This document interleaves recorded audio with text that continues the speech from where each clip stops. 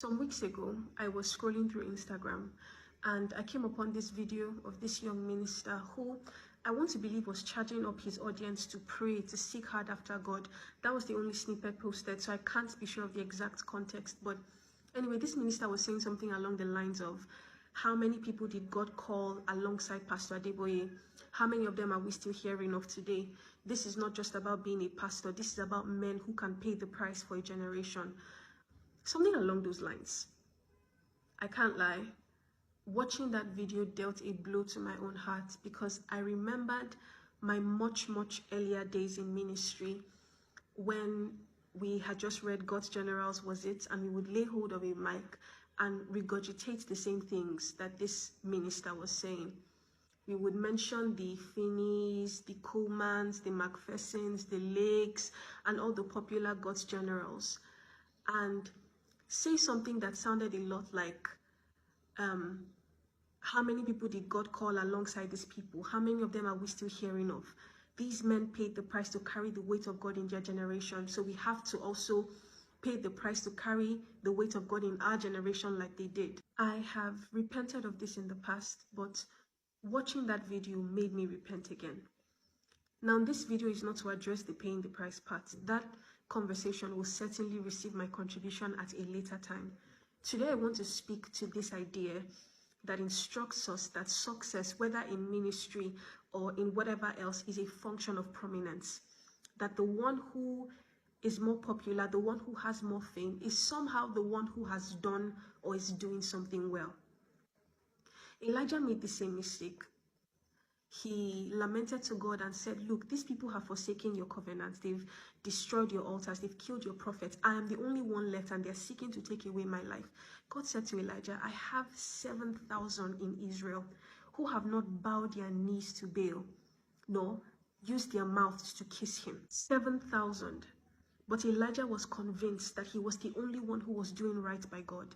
Because the natural man is like that. He esteems the things that are most accessible to his senses. If he can see it, taste it, touch it, hear it, smell it, he venerates it over the things that he cannot see, taste, touch, hear, or smell.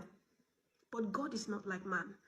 He delights in doing things in obscurity, and he often chooses to do things in obscurity. If the fact that the men that God may have called alongside Pastor Adeboye are not as renowned as he is, and that is your benchmark for judging that they have not paid the price for a generation, that is your benchmark for judging that they are not as successful in ministry as Pastor Adeboye is, that is your benchmark for judging that they have somehow missed it or failed, I plead with you to reevaluate this thing that you believe. And after you've evaluated it, I hope and pray that you can repent of it just as I have. Obscurity is not proof that God is not with a man or that a man has failed. Also, fame is not proof that a man has succeeded or that God is with a man. Neither of these things is proof of anything. God uses obscurity as much as he uses fame. In fact, one might even argue that God seems to use obscurity more than he uses fame. In this case of Elijah, for example, anyone would have looked at him and thought that he was God's last man standing. But the infinitely wise and powerful God had 7,000 more like Elijah who had not given themselves over to the idolatry of the time. Can you imagine that ratio? 1 to 7,000. While we judge with our parochial reasoning that Elijah is the only one who has paid the price to carry the weight of God in a generation, God himself is testifying of and delighting in his 7,000 hidden witnesses.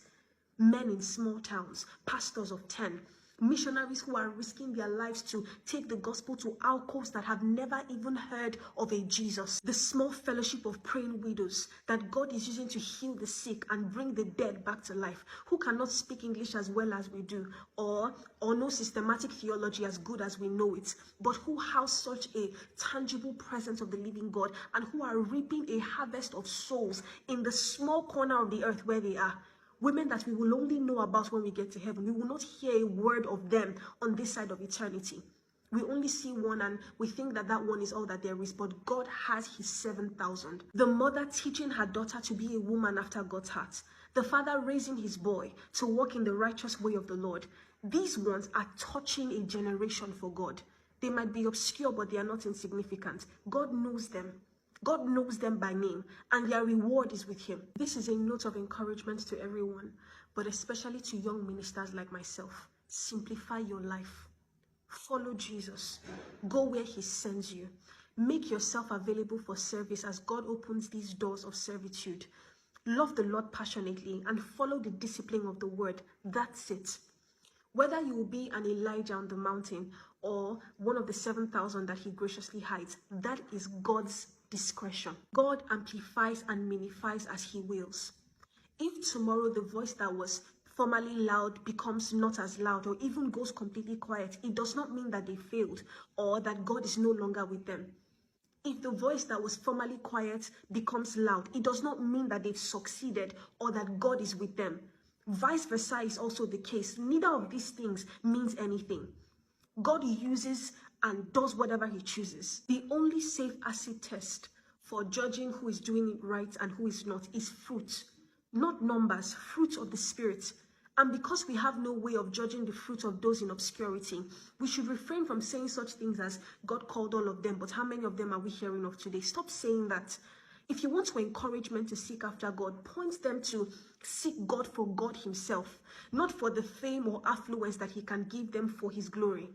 Point them to a God who changes the hearts of men and brings them into conformity to the image of the eternal Christ, not a God who changes the earthly status of men for his kingdom's sake. Finally, I just want to take advantage of this privilege that I have to talk to you and say that if you've ever heard me preach anything in this fashion, if in my zeal I have unwittingly led you to believe that the Kuhlmans and Wigglesworths are more important or useful or successful in God's kingdom than those who are not as popular as them, I'm deeply sorry.